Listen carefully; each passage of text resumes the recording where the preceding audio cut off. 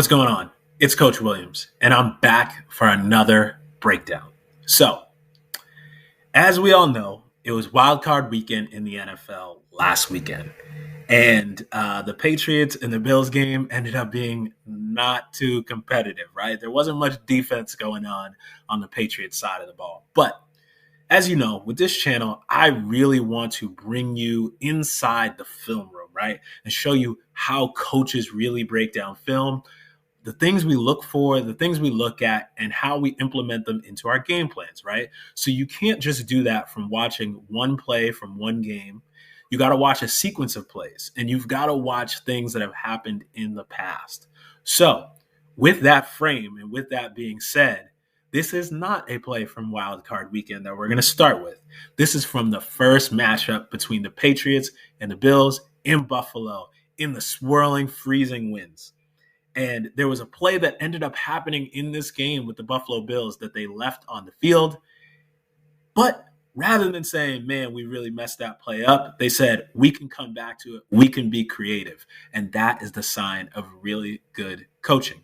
So let's watch this play. So the Bills do what they love to do. They came out in 11 personnel. That is one back, one tight end, and three wide receivers.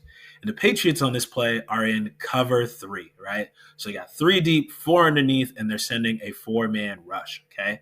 So we got Joanne Williams up here at the top of the screen. And if you're from New England or if you watch a lot of DBs and you like to break down DBs in the league, you know that Joanne Williams is one of the least technically sound corners in the NFL. He's got a lot of physical ability. He's got the body to play the position. But there's something going on with this right here, his head, because his technique is all over the place, all right? So what the Bills are going to do on this play is they're going to take Stephon Diggs and they're going to run it's either a sluggo or it's a post corner. It's some kind of double move where they're trying to attack the inside but get to the outside, okay? And then you're going to have a little out route here, a little outlet on this play, right? But Joanne Williams does not play this play very well, right? So we see at the start, he doesn't fall for the double move. He's all over it. He's right on top of it. He's in perfect position to be able to defend this play. But what does he do as the play progresses?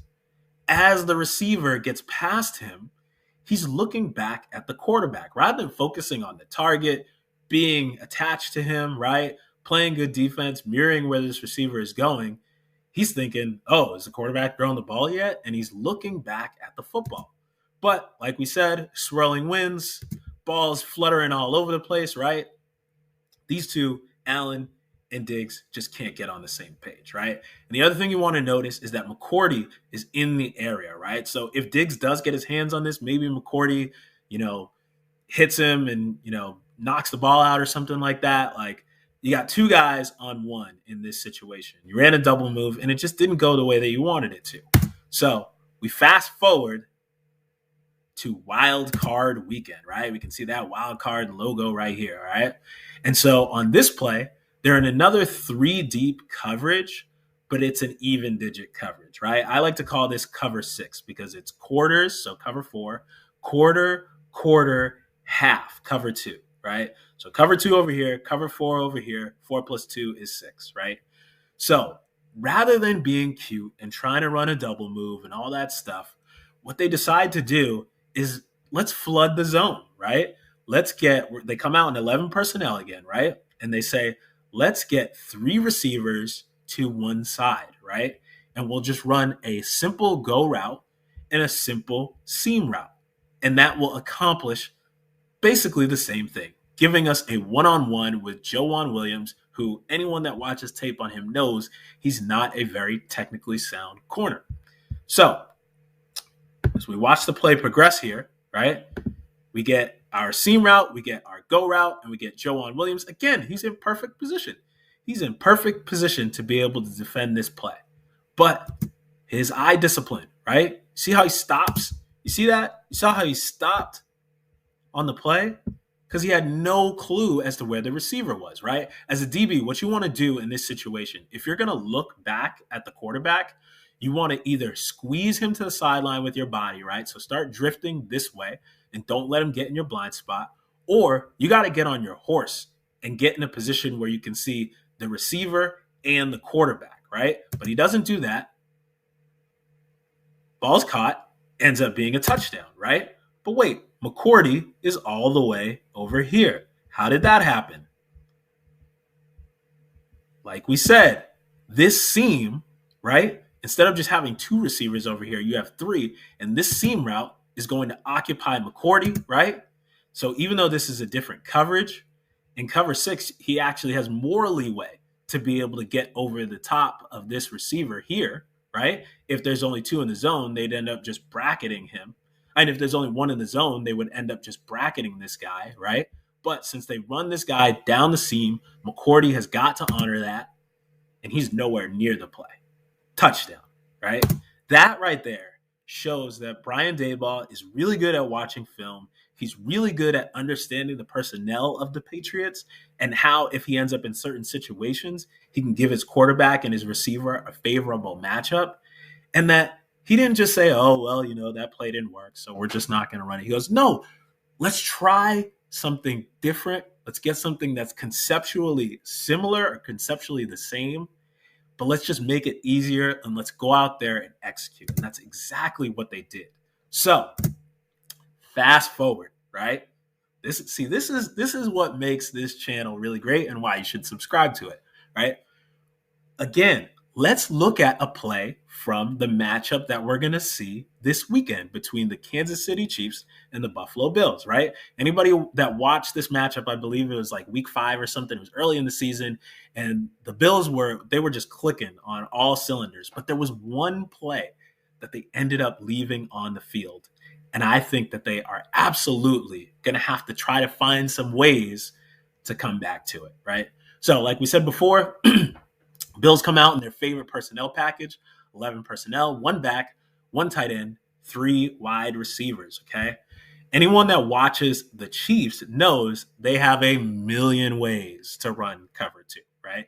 They love to run cover 2. They want to get 2 deep safeties. They want to have 5 guys underneath. You just don't know who's coming where, right? You might get this guy dropping down to the middle of the field, this guy pushing to that deep zone here, this guy pushing out to the flat, right? Like they'll move guys all over the place. They want to find a million ways to get to cover 2.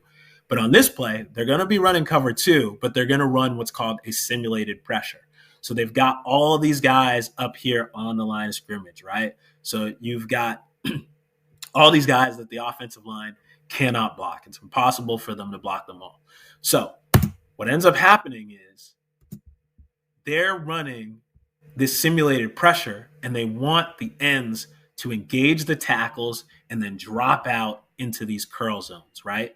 They want them to drop out into the curl zones, but they're unable to do that because, as you can see here, they're trying to drop out, and the Bills' offensive linemen are holding them. They can't get off, right? They can't get off the blocks, right? Allen breaks the pocket, and then you'll see back here, flag ends up getting thrown, right? So that play ends up getting left on the field.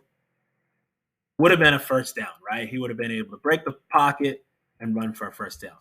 But that's not the play that the Bills left on the field, all right? Let's watch down here, right? Again, we get what? Double move, right? You get a double move, and you end up with the receiver wide open, right? So let's see, right? Let's go back. We get the double move, right? Quarterback is breaking the pocket. The line of scrimmage is right here. He has not crossed the line of scrimmage, and you've got a wide open wide receiver. Now, how did that happen? It's because the Chiefs, and you saw this throughout the game, if you go and you watch the game, the Chiefs were not sound in their scrape rules for if the quarterback breaks the pocket. Quarterback breaks contain, there are supposed to be scrape rules, especially in cover 2. And the way that works in cover 2 is cover 2 becomes cover 3, right? So this guy, this flat corner right here, is going to end up pushing to his third, right? This backside safety is going to go to the middle of the field, and this safety is supposed to be over the top. Well, let's watch this safety right here. What does he do? Quarterback breaks the pocket. He runs downhill. He does not need to do that, right? It's this guy's job to contain, right? He's supposed to have the quarterback. The whole match defender is going to push to the sideline, right? So he's going to get anything down here in the flat, and then the corner is supposed to push to the sideline in the intermediate zone, right? That's the way that it's supposed to be. But that safety ends up running up. So what I would say is maybe they just won't be cute with it, right? Maybe again, they won't be cute and try to run a double move, right? Maybe they flood the zone, they get 3 receivers, but I guarantee you, because the Bills did make a few big plays in this game, right? From the DBs not being sound in the back end when Allen broke the pocket. I guarantee you're going to see some stuff like this, and they're going to just execute it a little bit differently, right? So I'm really excited to watch this matchup because, as we know, the Chiefs defense has improved massively over the course of the season. Chiefs offense, not what they've been in past years, but I would never bet against Patrick Mahomes. And Josh Allen right now is playing like a top 3 quarterback. So I think that this matchup this weekend is going to be awesome. And I am so excited to be able to watch it. All right. So, like I said before, if you want to see some content like this, you want to see how coaches break down film, how they find little wrinkles, and they come up with game plans, then you got to subscribe to this channel if you're not already a subscriber. And as always, you know how it is. We the Ball Hawks. We fly. Coach Williams, I'm out. Peace.